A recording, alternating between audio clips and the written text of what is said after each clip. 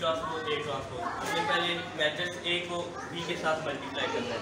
अब ये जो जी मेरा बेटा आप क्या कर रहे हैं? मैं अपने इन भाइयों के साथ इनको मदद कर रहा हूँ। आपका नाम क्या है? अहमद खालिद। अहमद खालिद। अहमद खालिद अपना तारुफ कराएं। मैं अभी 9th क्लास में पढ़ता हूँ।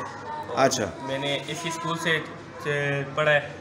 मेरी बुनियाद जो है वो इसी नर्सरी क्लास में ये अहमद आया था और अभी 9th क्लास के पेपर दे रहा है। और ये देखें 9th क्लास का मैथ के ये सम्स करवा रहा है और किन बच्चों को करवा रहा है। बच्चों हाथ खड़ा करें ना, ये स्पेशल नीड बच्चों को अभी हमारे 4 बच्चे देंगे। तो आप कुछ कहें जी, कैसा लगा आपको?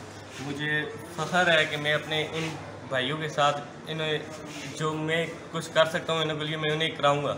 अच्छा, अभी जी इसमें सारा क्वेश्चन आते हैं। मैं बोल रहा हूँ अब जो मैं इन अपने भाइयों को तैयारी कराऊँ, इन्हें पेपर के लिए इन्हें मैं ट्रेन कर रहा हूँ, इन्हें अच्छा, मैं तैयारी करा रहा हूँ ताकि इन्हें आगे किसी चीज़ का मसला ना हो। और इन्हें अगर मेरे तक कोई भी मेरी ज़रूरत जहाँ भी पेश आई तो मैं इनके साथ खड़ा हूँगा, इनका हर मसला हल करने। ये आपने लिखा है, ज़रा लिखें, समझाएं ज़रा, मैं देखूँ कैसे समझा रहे हैं। अब ये क्वेश्चन है जी ए बी का होल ट्रांसपोज। पहले जो ब्रैकेट के अंदर होता है हमने उसे हल करना पड़ता है। ए बी को हम ए मैट्रिक्स है, इसे हम मल्टीप्लाई करेंगे बी के साथ, ठीक है। इसे मल्टीप्लाई करने का ये तरीका है कि हमारे पास जो पहले मैट्रिक्स का कॉलम है उसे हम दूसरे मैट्रिक्स की रो के साथ मल्टीप्लाई करेंगे। अब हमारे ये रो है, इसे हम कॉलम के साथ मल्टीप्लाई करेंगे। यानी 1 को पहले हमने इसके साथ करना है, पहले को पहले के साथ करना है, फिर इस दूसरे को इस दूसरे के साथ करना है, इस तीसरे को हमने इसके साथ मल्टीप्लाई करना है, ठीक है। अब हम इसे मल्टीप्लाई करेंगे। 1 मल्टीप्लाई बाई 1 हो जाएगा।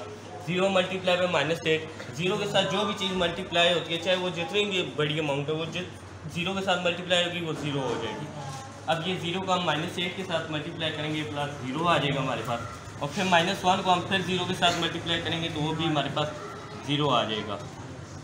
इसके बाद जो हमारे पास अगला है, हमने इसको तो हल कर दिया, अब हमारी इसकी बारी है। हमने इस जो ये हमारे पास जो कॉलम रो है हमने इसे दूसरे कॉलम दूसरे मैट्रिक्स की दूसरी रो।